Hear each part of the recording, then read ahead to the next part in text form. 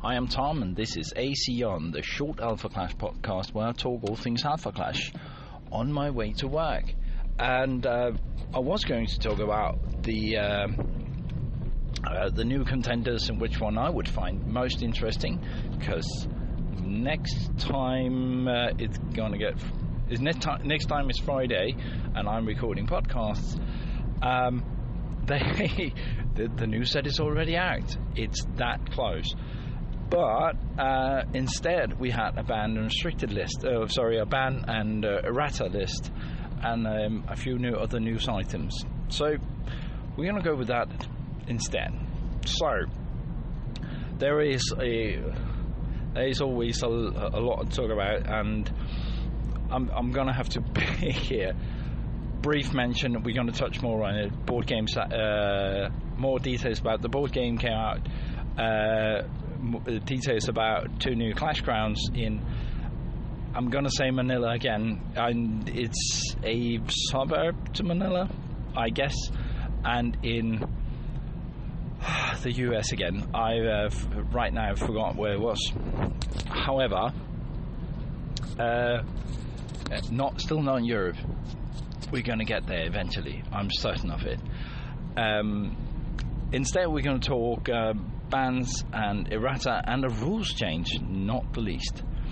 So let's start with the I'm going to go with bans and errata in sort of one big block. The cards that got banned is the original quintet of Clash buffs, which was errated. The text on them was had errata with the release of Clash Grounds. Already then we sort of got the idea that they were quite powerful. We sort of knew that, and now they're banned. They can't be used, and some of them are in the precon decks.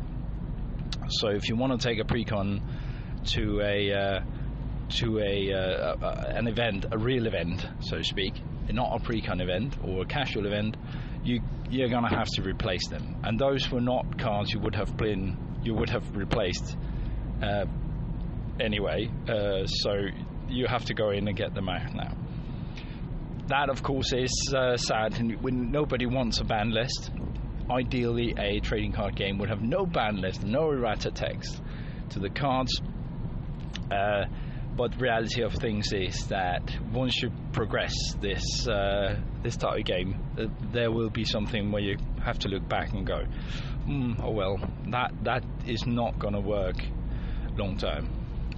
I don't know if they already have been or would be with Unrivaled a particular threat, but now they are gone and they won't become one, and I think it's good to be proactive there. So kudos for that. Sad that they had to go, because I really liked them for the exact reason probably they had to go. Then there was a load of errata, quite a few cards actually, which worries me. You can miss something like there was a Magnate card having a single blip of green as a prerequisite by having a cost of 0. That of course is an error. Doesn't change much, but changing text, changing the rule for a card so that the text on it, on the original printing, does not match the actual text in the actual rule, that is problematic for a trading card game. So for every trading card game is, I'm sure all you know, is that the rules are just the framework in which you are playing. The real rules are the ones on the card, and as the professor from Tolarian Community usually say, reading the cards explains the card, and that's such a fundamental thing for trading card games. But the errors will happen. That's just the way it is. Sometimes you have to clarify them. My personal opinion is that if you have a card that is too powerful, I don't like banning cards, but I'd rather that you ban it and make another card with the right text on it, so that is not overpowered. For me, that makes much more sense,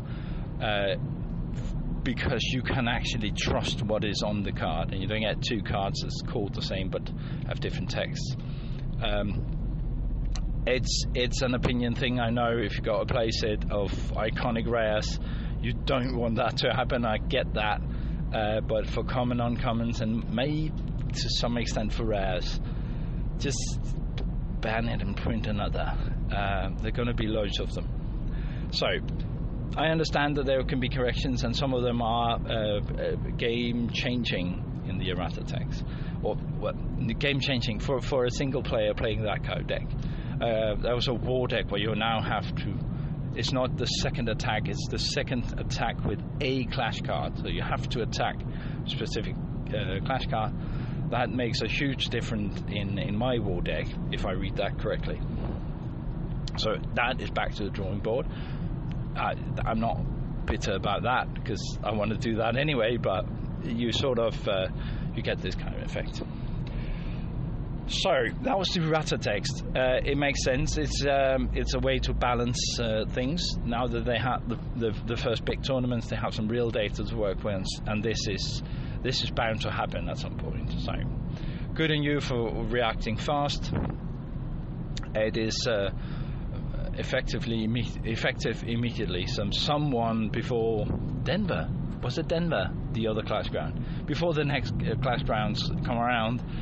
Someone or a lot of ones have to reevaluate the decks. And speaking of reevaluating decks, there has been rule changes as well, which are quite significant. It seems like a little thing if you're new to the game, but if you play any number of games, you notice that is fairly important. The rule changes that non-combat damage now resets at the end of the phase and not the end of the turn, so you cannot accumulate attacks. You cannot accumulate damage onto a card like that and have it, or just take it out with non-clash damage after a clash. Accumulate non-clash damage on it and then take it out during a clash. That is not a thing anymore. You have to do all your damage within a single phase. Whether that was a reaction to the whole talk set up around on the clash grounds, I don't know. I suspect it might have been because there's in talk a lot of non-clash damage. So hopefully that change of rules, which doesn't affect the cards but does affect the decks, or the way you play your decks, that is a major change. Hopefully for the better. We're definitely going to try and play a few games with the new rules, with the updated rules, not new rules, and see if it breaks anything in our decks and we need to upgrade there. Time for brewing again, I guess. So that's the big news I wanted to talk about, and then just briefly, board game is more info on that. It's up. 2 new clash grounds are announced. I don't know about pricing of those, but maybe. Let's see when we get a bit more details. And next week, set 3 is already here. It feels a bit like it's just a few months ago that Awakening came and the Kickstarter gear arrived, but no, that is set 3 already, and we already been, well, not revealed, but we already been promised the set 4 as well. So, and 5 and 6. I hope they update that plan. That was the big news. I'm just one thing I want to mention, since I'm not running terribly long. I hope the board game is coming to GameFound, not Kickstarter for once, and there is quite a few interesting things in it. One of which is that they introduce a new planet, a new place that is called Avalon. The reason I know this is because there is a bit of history and lore in that game. It's supposed to be the lore from before the trading card game enters play, but hopefully some of these characters, and some of them we know, like Alfaster and Clarity, hopefully some of them will show up as contenders at a later point, and some of the locations will show up. So I don't know how much they thought that through, so I don't want to put too much emphasis on there are locations we haven't seen yet, with an interesting backstory starting to form. Maybe we'll see something cool from that, or maybe we won't. I think they got the next set lined up, and I'm going to guess on what's in it at a much later stage. Anyway, that was it for me now. I'll talk to you again when Unrivaled is here. See you. Bye.